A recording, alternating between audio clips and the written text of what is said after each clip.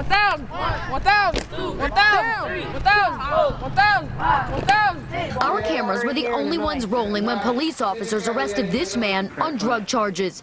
He wasn't soliciting sex, but police say he was in this home known as a drug and prostitution house. Of the 21 children on board the bus, Margay was the only one who lost her life. I feel guilty because I didn't get to say goodbye and that I love you forever.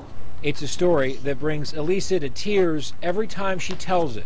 Well, this is what's left of the wreckage here. I mean, take a look. This is the tail of the plane here, and you can see over here, cracked in half. Now, these tire burglaries aren't only happening at one complex. Police say Harris pushed a handgun into the mother's eye, then pulled the trigger, telling her he was going to kill her. To check up on someone, McDowell says he'll actually make house calls. He'll say he has a survey to conduct or perhaps a package to deliver. He says in only 50% of his cases, the people are actually sick. With a flash of light and a cloud of gas, a SWAT team kicked in the door of this Neptune Beach home and found a man inside, dead.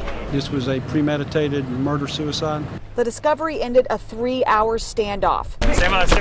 The neighborhood around First Street in Bowles looked like a war zone, with armed officers on every corner. But before the SWAT teams arrived, Johnny McLaughlin was here.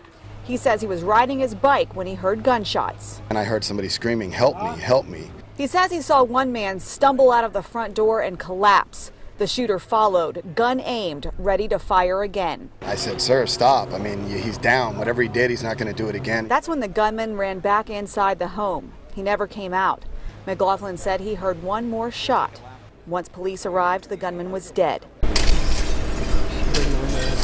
Police say the crime was planned. Now the question is, why? Sure, cigarette butts look ugly, but did you know they actually take 10 years to disintegrate? Cigarette butts are all over downtown Jacksonville. People who work here are sick of looking at them. It just gives me a sick feeling when I see them. And I get angry when I see people throwing them out of cars and stuff like that. People emptying the entire ashtray on the street. I can't stand that. This week, volunteers collected butts in one block downtown, one in Riverside and one in Avondale. They gathered 8,000 butts in just those few blocks. Harry Reagan is with Keep Jacksonville Beautiful. We're trying to make the city more beautiful, and litter is one of the problems. Next week, Reagan will put ashtrays out to encourage smokers to put their butts there. This is our environment. This is where our children are being raised, and we need to keep it clean. In a few weeks, volunteers will count the number of butts in these neighborhoods again to see if they've made a difference. And city workers are headed to another neighborhood next week to do another survey. Next line, go! At Ringhaver Park on the west side, getting a goal isn't as important as keeping the soccer goals. From October until now, it's been roughly about $15,000. 15 grand in poached posts taken right from the pitch. Thieves dragged the goals away and cut them up for their scrap metal.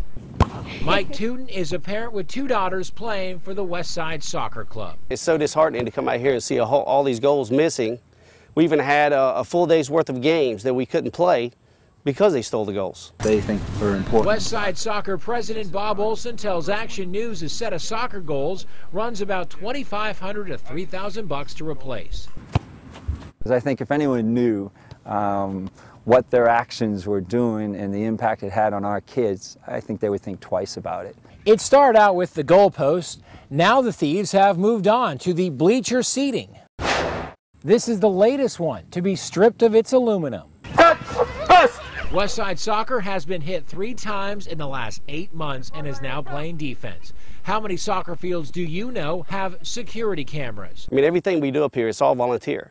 It's all for the kids. But parents like Tootin are the ones paying. Soccer supplies never cost so much.